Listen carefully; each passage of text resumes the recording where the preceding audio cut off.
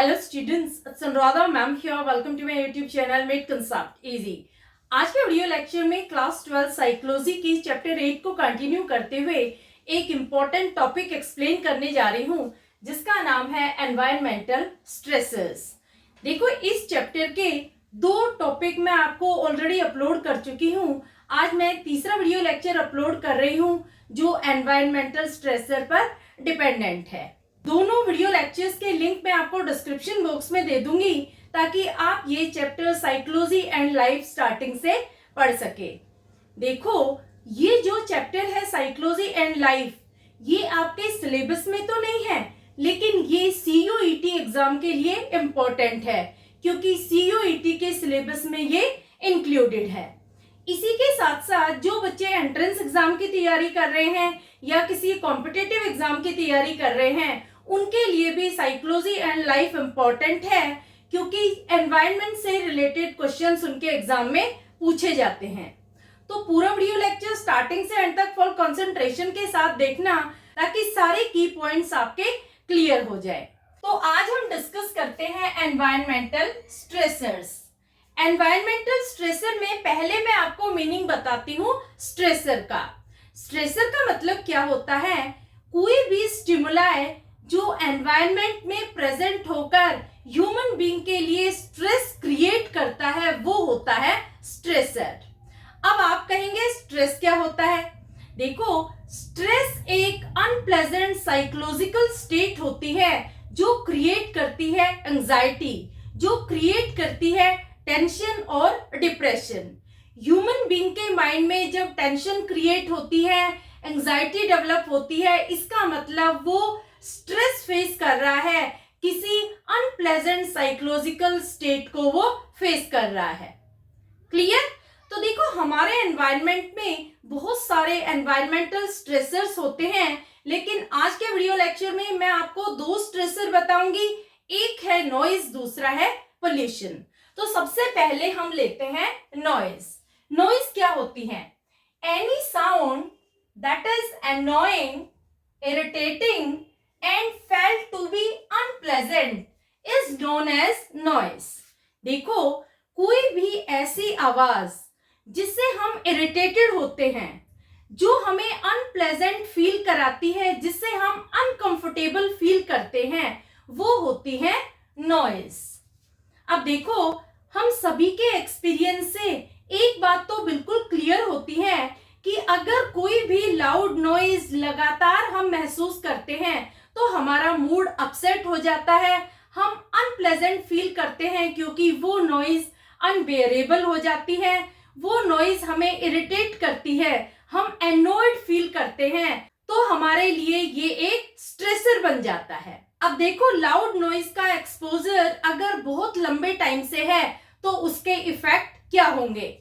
Exposure of noise for a long period of time may lead to hearing loss, may lead to negative effects on mental activity, that is reduces concentration and loss of memory. इसका मतलब क्या हुआ कि अगर loud noise बहुत लंबे time तक हमारे सामने होती है, तो इसका हमारे ऊपर नेगेटिव इम्पैक्ट होता है। जैसे हियरिंग लॉस की प्रॉब्लम अराइज हो जाती है, हमारे ईयर में प्रॉब्लम जनरेट हो जाती है, कान के हमारे पर्दे फट सकते हैं, हम बहरे भी हो सकते हैं। दूसरा, इसका नेगेटिव इफेक्ट होता है मेंटल एक्टिविटीज पर। मेंटल हमारा कॉग्निशन डिस्टोर्ट हो जाता है, जैसे रिड्यूसेस कंसंट्रेशन, हम किसी चीज पर अटेंटिव नहीं हो सकते हैं, हम अटेंशन को फोकस नहीं कर पाते हैं। दूसरा, लॉस ऑफ मेमोरी, जो चीज हमने मेमोराइज की है, जो चीज हमने याद की है, उसे भी हम भूल जाते हैं। तो लाउड नॉइज का नेगेटिव इम्पैक्ट पड़ता है हमारे कॉग्निशन पर, हमारी मेंटल एक्टिविटीज डैमेज हो जाती है, इन्हें ये हैम्पर करता है। क्लियर? अब देखो, मैं आपको इसके कैरेक्टरिस्टिक्स बता रही हूँ। 3 कैरेक्टरिस्टिक है। पहला है इंटेंसिटी, दूसरा है प्रेडिक्टेबिलिटी, तीसरा है कंट्रोलेबिलिटी। देखो, जो नॉइज होती है, अगर उसकी इंटेंसिटी बहुत ज्यादा हाई है, तो it can cause more damage. अगर आप नॉइज को कंट्रोल कर सकते हैं, उसकी इंटेंसिटी लो है तो वो ज्यादा डैमेज क्रिएट नहीं करेगी, लेकिन अगर हाई इंटेंसिटी है साउंड की तो वो बहुत ज्यादा डैमेज जनरेट करेगी। Next point is predictability. Unpredictable noise is more irritating and more disturbing. देखो, अगर आपको पता है कि नॉइज कब आनी है और कहां से आनी है, कितनी नॉइज आएगी, तो वो प्रेडिक्टेबल है, यानी आप पहले से ही एंटिसिपेट कर लेते हैं और आपके जो सेंस ऑर्गन होते हैं वो उसके अकॉर्डिंग एडेप्ट हो जाते हैं। लेकिन अगर नॉइज अनप्रेडिक्टेबल है तो वो बहुत ज्यादा इरिटेटिंग होती है, बहुत ज्यादा डिस्ट्रैक्टिंग होती है, क्योंकि आपको पता ही नहीं लगता, अचानक से तेज आवाज आती है, वो आपको अनकंफर्ट जोन में ले जाती है, आपके लिए स्ट्रेस जनरेट कर देती है। Clear? Next point is controllability. No control on noise leads to distraction. देखो, अगर आप नॉइज को कंट्रोल कर सकते हैं तब तो आपके लिए वो स्ट्रेस जनरेट नहीं करेगी, लेकिन अगर नॉइज अनकंट्रोलेबल है, वो आपके कंट्रोल में नहीं है, तो वो आपको डिस्ट्रैक्ट करेगी, डिस्टर्ब करेगी और एक स्ट्रेस जनरेट कर देगी। तो समझ आया आपको? 3 इसके कैरेक्टरिस्टिक है। पहला है इंटेंसिटी, दूसरा है प्रेडिक्टेबिलिटी और तीसरा है कंट्रोलेबिलिटी। क्लियर? अब मैं आपको बता रही हूं कि क्या इफेक्ट होते हैं नॉइज के ऑन ह्यूमन बॉडी। इसमें मैंने 5 पॉइंट लिए हैं। पहला पॉइंट आता है no effect if task is simple. For example addition. देखो, बाहर से कैसी आवाज आ रही है, कितनी तेज आवाज आ रही है, ये बिल्कुल भी आपके परफॉर्मेंस को अफेक्ट नहीं करेगी अगर टास्क सिंपल है। जैसे आप कोई एडिशन कर रहे हैं तो आपको बिल्कुल भी वो नॉइज डिस्ट्रैक्ट नहीं करेगी, डिस्टर्ब नहीं करेगी। आप उस नॉइज के अकॉर्डिंग अपने आप को एडेप्ट कर लेंगे। अगर बाहर म्यूजिक बज रहा है तो आप भी गाना गाना शुरू कर देंगे, आप भी एंजॉय करते करते अपने वर्क को परफॉर्म करेंगे। Second point is no effect if task is interesting. For example video games. देखो, अगर आपका टास्क इंटरेस्टिंग है, यानी आप जो काम कर रहे हैं वो आपके इंटरेस्ट का है, तो बाहर से कोई भी नॉइज आपको डिस्ट्रैक्ट नहीं करेगी। आप फुली अटेंटिव है अपने टास्क पर। जैसे आप कोई वीडियो गेम खेल रहे हैं तो आपकी सारी अटेंशन वीडियो गेम पर है। बाहर कैसी आवाज आ रही है, म्यूजिक चल रहा है या कोई लाउड स्पीकर की आवाज है या कोई डिस्ट्रैक्टिंग साउंड है, वो बिल्कुल भी अफेक्ट नहीं करेगी आपके परफॉर्मेंस पर। तो दोनों पॉइंट क्लियर हो गए आपको। अगर टास्क सिंपल है तब भी आपके परफॉर्मेंस पर नॉइज का कोई अफेक्ट नहीं होगा, और अगर टास्क इंटरेस्टिंग है तब भी आपके परफॉर्मेंस पर नॉइज किसी तरह का अफेक्ट नहीं करेगी, क्योंकि आप इंटरेस्ट लेकर फुली अटेंटिव होकर अपनी अटेंशन को सस्टेन कर रहे हैं। Clear? Next point is more disturbing noise when comes at interval. देखो, अगर नॉइज रेगुलर बेसिस पर आ रही है तो उससे आप ज्यादा डिस्ट्रैक्ट नहीं होंगे, ज्यादा डिस्टर्ब फील नहीं करेंगे, क्योंकि आपके सेंस ऑर्गन उस नॉइज के अकॉर्डिंग अपने आप को एडेप्ट कर लेते हैं। लेकिन अगर नॉइज इंटरवल पर आती है, यानी रुक रुक कर आती है, तो वो बहुत ज्यादा इरिटेटिंग होती है, वो हमें डिस्ट्रैक्ट करती है, वो एक अनप्लेजेंट सिचुएशन जनरेट करती है, स्ट्रेस को जनरेट करती है। जैसे देखो, आपके पड़ोस में एक मकान टूट रहा है तो वहां पर रुक रुक के जो हथौड़े की आवाज आती है वो बहुत ज्यादा इरिटेटिंग होती है, बहुत ज्यादा डिस्ट्रैक्टिंग होती है। तो आपको क्लियर हुआ कि आपके परफॉर्मेंस पर कब अफेक्ट पड़ता है, जब नॉइज इंटरवल बेसिस पर आती है।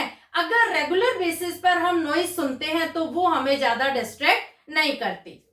Next point is performance reduces when task is difficult. देखो, अगर टास्क डिफिकल्ट है और जो नॉइज आ रही है वो अनप्रेडिक्टेबल है, अनकंट्रोलेबल है, तो वहां पर आपका परफॉर्मेंस रिड्यूस हो जाएगा, क्योंकि वहां आप कंसंट्रेट नहीं कर पाएंगे, अपनी अटेंशन को आप फोकस नहीं कर पाएंगे। किसी भी डिफिकल्ट टास्क को करने के लिए आपको फुली अटेंटिव होना पड़ता है, आपको वहां पर कंसंट्रेट करना होता है, तभी आप टास्क को परफॉर्म कर पाते हैं। और बाहर से जो नॉइज आ रही है वो बहुत ज्यादा इरिटेटिंग है, बहुत ज्यादा अनकंट्रोलेबल है, इंटेंस है और अनप्रेडिक्टेबल है, तो डेफिनेटली आपका परफॉर्मेंस लो होगा। Last point is negative effect on emotions, for example anger, frustration due to sleep disturbance. देखो, जो लाउड नॉइस होती है वो आपके इमोशंस को भी नेगेटिवली अफेक्ट करती है। जैसे बहुत तेज लाउड म्यूजिक बज रहा है आपके पड़ोस में, रात को आप अच्छे से सो नहीं पाए, तो जब आप सुबह उठेंगे तो बहुत ज्यादा फ्रस्ट्रेटेड उठेंगे, बहुत ज्यादा आपको गुस्सा आएगा, आप बहुत ज्यादा इरिटेटेड होंगे। तो क्लियर हुए पांचों पॉइंट्स आपको कि किस तरह से ह्यूमन बीइंग पर लाउड नॉइज का इफेक्ट होता है। क्लियर? तो नॉइज आपको अच्छे से क्लियर हो गया। अब मैं आपको सेकंड स्ट्रेसर बता रही हूं, that is pollution. Environmental pollution may be in the form of air, water और सॉइल। देखो, एनवायरनमेंट में जो भी पोल्यूशन होता है वो तीन फॉर्म में होता है, या तो एयर की फॉर्म में होगा, या वाटर की फॉर्म में, या सॉइल की फॉर्म में। तो ये पोल्यूशन कैसे बढ़ता है? ये पोल्यूशन बढ़ता है वेस्ट और garbage that comes from household और industries are big source of environmental pollution. जो भी वेस्ट और गार्बेज हम अपने घर से बाहर फेंकते हैं वो एनवायरनमेंट को पोल्यूट करता है। इसी तरह से इंडस्ट्रीज से जो धुआं निकलता है, जो केमिकल सब्सटेंसेस डिस्चार्ज किए जाते हैं, वो एनवायरनमेंट को पोल्यूट करते हैं। तो इसका रिजल्ट क्या होता है? Result is damaging physical, psychological and emotional health. जो ये एनवायरमेंटल पोल्यूशन है, इससे हमारी फिजिकल हेल्थ डैमेज होती है, हमें साइकोलॉजिकल प्रॉब्लम होती है और इमोशनली हम डैमेज होते हैं। मैंने यहाँ कुछ एग्जाम्पल लिए हैं, जैसे number 1, it affects our nervous system. जब एनवायरनमेंट में पोल्यूशन होगा तो ये हमारे नर्वस सिस्टम को अफेक्ट करेगा, क्योंकि जो एयर होती है वो पोल्यूटेड होती है और उसे हम इनहेल करते हैं, तो हमारी नर्वस सिस्टम डैमेज हो जाती है। जैसे हमें सर दर्द होना शुरू हो जाएगा, हमें चक्कर आने लग जाएंगे, बहुत ज्यादा घबराहट होने लग जाएगी, तो हमारा नर्वस सिस्टम ये डैमेज करता है। दूसरा आता है डिक्रीज्ड वर्क एफिशिएंसी। देखो, अगर आपके आसपास कूड़ा कचरा फैला हुआ है तो वहां पर आप अच्छे से परफॉर्म नहीं कर पाएंगे, क्योंकि आपको वहां फाउल स्मेल आएगी और बहुत ही आपको वहां इरिटेटेड फील होगा, वहां आप बैठ भी नहीं पाएंगे, तो वहां पर आपकी वर्किंग एफिशिएंसी डिक्रीज हो जाएगी। जब तक एनवायरनमेंट हेल्दी नहीं होगा वहां पर आप अच्छे से परफॉर्म नहीं कर पाएंगे। अनहेल्दी एनवायरनमेंट हमारी वर्क एफिशिएंसी को डिक्रीज करता है, डैमेज करता है। Next point is lower interest in jobs. देखो, जहां आप जॉब करने जाते हैं, अगर आपको कोई बहुत गंदा एरिया क्रॉस करके जाना पड़ता है तो आपका जॉब में से इंटरेस्ट खत्म हो जाएगा, क्योंकि एवरीडे आपको उस गार्बेज को क्रॉस करके जाना पड़ता है, तो आपका जॉब पर से ही इंटरेस्ट चला जाएगा, क्योंकि वो पोल्यूटेड एरिया है, अनहेल्दी है, अनहाइजेनिक है, तो वहां पर आपका बिल्कुल भी इंटरेस्ट नहीं होगा कि मैं वहां पर जाके काम करूं, तो यहाँ पर आपका जॉब में से भी इंटरेस्ट खत्म हो जाएगा। Next point is increases anxiety level. आपकी एंजाइटी बढ़ जाएगी, आप हमेशा इरिटेटेड रहेंगे। क्यों इरिटेटेड रहेंगे? क्योंकि ना तो आप अच्छे से परफॉर्म कर पा रहे हैं, ना ही आपका जॉब में इंटरेस्ट है, तो आपको हमेशा फ्रस्ट्रेशन होगी, एंगर अराइज होगा और आपकी एंजाइटी इंक्रीज होगी। Next point is feeling of suffocation and difficulty in breathing. देखो, अगर आप अनहेल्दी एनवायरनमेंट में रहते हैं और डस्ट पार्टिकल्स वहां उड़ते रहते हैं, तो आपको रेस्पिरेटरी डिसऑर्डर हो जाएगा, आपको सांस की बीमारी हो जाएगी, आपको लंग्स की प्रॉब्लम हो जाएगी, क्योंकि आपको सफोकेशन फील होता है, ब्रीदिंग में आपको डिफिकल्टी होती है। Next point is pollution through cigar, bidi और cigarette is dangerous for smoker as well as passive smoking. देखो, इसका मतलब क्या हुआ कि जो पोल्यूशन सिगरेट, बीड़ी और सिगार से होता है वो बहुत ज्यादा डेंजरस होता है स्मोकर्स के लिए as well as passive smoking के लिए। पैसिव स्मोकिंग क्या होती है कि जो लोग स्मोकर के पास खड़े हैं और उस स्मोक को इनहेल कर रहे हैं उनके लिए ये मोर डेंजरस है, क्योंकि उनकी बॉडी अडेप्ट नहीं है उस स्मोक के लिए।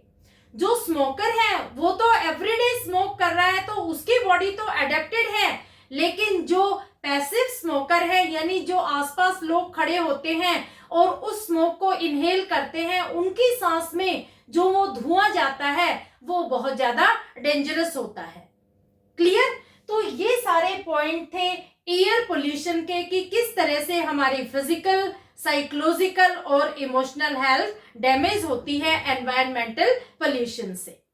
क्लियर? अब मैं आपको बता रही हूं toxic substances which affect human being through water and soil roots।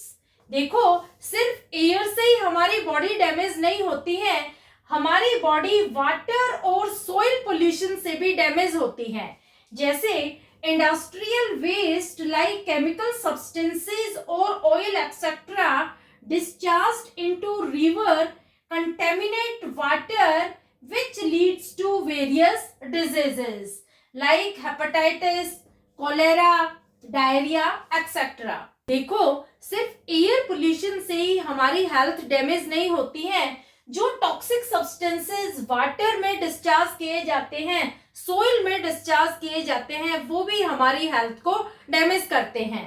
जैसे जो इंडस्ट्रियल वेस्ट होता है, जैसे केमिकल सब्सटेंसेस है, जब वो रिवर में डिस्चार्ज किए जाते हैं तो वो रिवर के पानी को कंटामिनेट कर देते हैं, और कंटामिनेटेड वाटर को जब हम ड्रिंक करते हैं तो बहुत सारे डिजीजेस हो जाती है, जैसे हेपेटाइटिस की प्रॉब्लम हो जाती है, कोलेरा हो जाता है, डायरिया हो जाता है।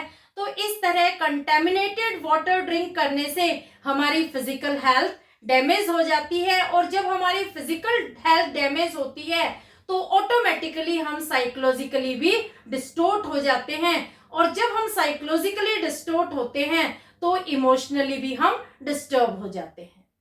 क्लियर? तो पोल्यूशन आपको अच्छे से क्लियर हो गया। होपफुली आज के वीडियो लेक्चर में जो दो स्ट्रेसर मैंने आपको एक्सप्लेन किए हैं, नॉइज एंड पोल्यूशन, ये दोनों आपको क्लियर हो गए होंगे। नेक्स्ट वीडियो लेक्चर में मैं और स्ट्रेसेस लूंगी, जैसे क्राउड है, तो ये भी एक बहुत इंपॉर्टेंट स्ट्रेसर है जो हमारी हेल्थ को डैमेज करता है। क्लियर? अगर इन दोनों स्ट्रेसर में किसी तरह की कोई प्रॉब्लम हो तो feel free to comment in comment box. Thank you so much.